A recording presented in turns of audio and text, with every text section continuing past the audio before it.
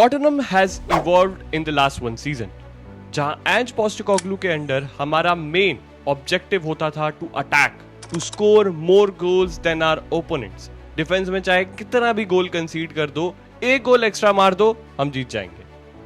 But Thomas Frank के under defence is the main की। हमारा डिफेंसिव शेप चेंज हुआ है, हम जिस तरीके से आउट ऑफ पोजीशन प्ले करते हैं वो चेंज हुआ है, हमारे सेट पीस टैक्टिक्स चेंज हुआ है, हमारे अटैक में भी चेंज आया है। एंड उनमें से एक अटैक के बारे में मैं आज बात करूंगा।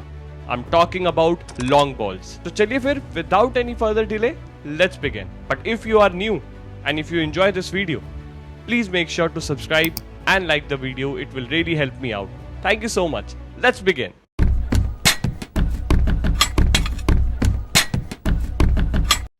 पिछले 2 सीजन तक स्पर्स के back four mainly short passes खेलते थे, फुल बैक पिच के अंदर नैरो पोजीशंस ऑक्यूपाई करते थे। लेकिन थॉमस फ्रैंक के अंडर एक क्लियर टैक्टिकल शिफ्ट आया है। प्री सीजन से ही स्पर्स का डिफेंसिव लाइन, जिसमें पेड्रो पोरो एंड क्रिस्टियन रोमेरो दोनों हैं, ये दोनों बहुत ज्यादा लॉन्ग बॉल्स डाल रहे हैं। एंड इन लॉन्ग बॉल्स का पर्पस क्लियर है। पहला, ओपोनेंट्स के डिफेंस के पीछे अपने रनर्स को ढूंढना, दूसरा, विंगर्स को 1v1 सिचुएशंस में आइसोलेट करना, एंड तीसरा, टीम के क्विक बिल्डअप को स्टार्ट करना। रोमेरो और पोरो, अब दोनों पे वो रिस्पॉन्सिबिलिटी है to move the ball to a dangerous area for our wingers or our attackers in general, because अभी टॉटनहम की मिडफील्ड में कोई प्रोग्रेसिव पासर नहीं होता है। तो हमारे लिए ये एक बहुत इंपॉर्टेंट फीचर है to score goals and to attack the opponents. And इसका एग्जांपल हमें प्री सीजन में ही मिल गया था अगेंस्ट न्यूकासल। ये एग्जांपल देखो, पोरो ने एक लॉन्ग बॉल डाली सॉन ह्यूंगमिन के लिए, जो डिफेंस के पीछे रन लगा रहा था। सॉन ने बॉल रिसीव भी कर ली, बट अनफॉर्चुनेटली वो ऑफ साइड हो गया।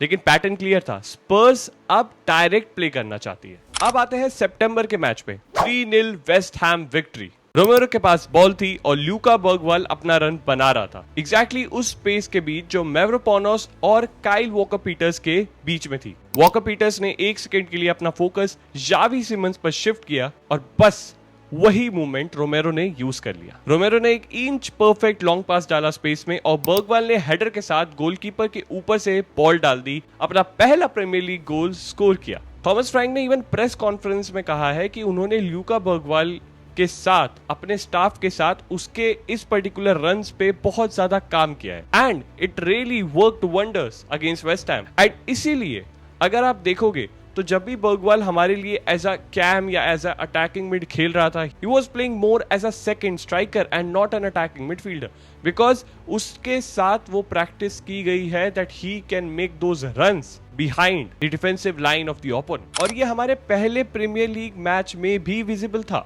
रोमेरो का एक लाइन ब्रेकिंग पास ये पूरा मूव स्टार्ट करता है, जिससे कि ब्रेनन जॉनसन का गोल आता है। Let me explain. रोमेरो ने बॉल खेली बर्नली के ब्लॉक के बीच से स्ट्रेट रिचार्लिसन के फीट में, तभी पापे माटासार अपना रन कर्व करता है ताकि वो अपने स्ट्राइकर के साथ कंबाइन कर सके। रिचार्लिसन का मूवमेंट बर्नली के लेफ्ट सेंटर बैक एस्टेवे को ऊपर खींच लेता है और सेंट्रल डिफेंडर एक डाल को पीछे ड्रॉप होना पड़ता है कवर के लिए। जब रिचार्लिसन बॉल कंट्रोल करता है, सार एकदम से उसे बॉल ले लेता है और जॉनसन के रन को फाइंड करता है, जिससे बैक थ्री कंप्लीटली डिसऑर्गेनाइज्ड हो जाती है। एस्टेव ऊपर खींच गया, वॉकर को सार को डिफेंड करना पड़ रहा है और एक डाल के मूवमेंट ने जॉनसन को ऑन साइड रखा। जॉनसन ने बॉल कैरी किया, उसे क्लिनिकली कन्वर्ट किया, गोल स्कोर किया and we easily got the first 3 points of our league. Manchester City के अगेंस्ट जब हम 2-0 जीते थे, उसमें भी सेम अटैकिंग प्रिंसिपल यूज हो रहा था, बट इस बार कॉम्बिनेशन वाइड एरियाज में हो रहा था। Let me help you out. Build up Porro के लॉन्ग पास से स्टार्ट हुआ। स्पर्स ने अटैक शुरू किया राइट बैक साइड से, क्योंकि उमार मरमूश के प्रेसिंग रोल ने पोरो को एक एक्स्ट्रा सेकंड दिया बॉल पर। पोरो ने शेप बनाया प्रोग्रेस करने के लिए और तब मोहम्मद कुदूस ने ड्रॉप करके नेथन आके को आउट ऑफ पोजीशन खींच लिया। एक परफेक्ट गैप बन गया जहां पापे माटासार स्प्रिंट कर सकता था।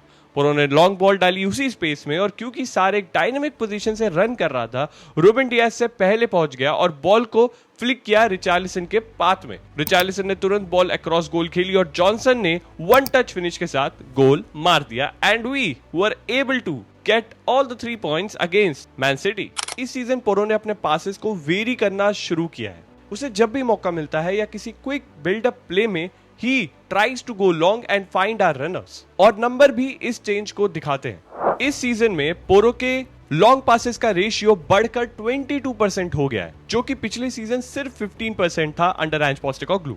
लीड्स यूनाइटेड के अगेंस्ट भी पोरो के लॉन्ग बॉल ने ही हमारे विनिंग मूव को स्टार्ट किया था। इनिशियली रोमेरो के पास बॉल थी, पोरो और कुडुस राइट साइड पर थे, आगे मथीस टेल सेंटर बैक को पिन कर रहा था, लेकिन सबसे क्रूशियल मूवमेंट जावी सिमंस का था। उसने थोड़ा डीप ड्रॉप करके ईथन एम्पडू को अपने साथ खींच लिया। इससे क्या हुआ, लीड्स का डीपेस्ट मिडफील्डर पिच के ऊपर चला गया एंड टॉटनहम ने कुडुस को एक परफेक्ट 1v1 सिचुएशन में आइसोलेट कर दिया गुडमुंडसन के साथ। फिर रोमेरो ने बॉल दी पोरो को और पोरो ने एकदम से लॉन्ग बॉल खेली स्पेस में। बॉल थोड़ा लीड्स के डिफेंडर को टच करके गई, लेकिन कुडुस ने उसे पिक कर लिया और अंदर कट करके एकदम नीचे कॉर्नर में शॉट मारा। That's a clean precise banger goal. इस अप्रोच का पर्पस सिंपल है। अगर तुम अपने फिजिकली और टेक्निकली गिफ्टेड विंगर को 1v1 सिचुएशन में आइसोलेट कर दो तो या तो वो डुअल जीतेगा या तुम्हें सेकंड बॉल मिल जाएगी। दोनों ही केस में फायदा स्पर्स का है। तो चाहे विंगर्स को 1v1 सिचुएशन में आइसोलेट करना हो या लेट रनर्स को ढूंढना हो या फिर क्विक पासिंग कॉम्बिनेशन के साथ ओपोनेंट्स को तोड़ना हो, रोमेरो और पोरो के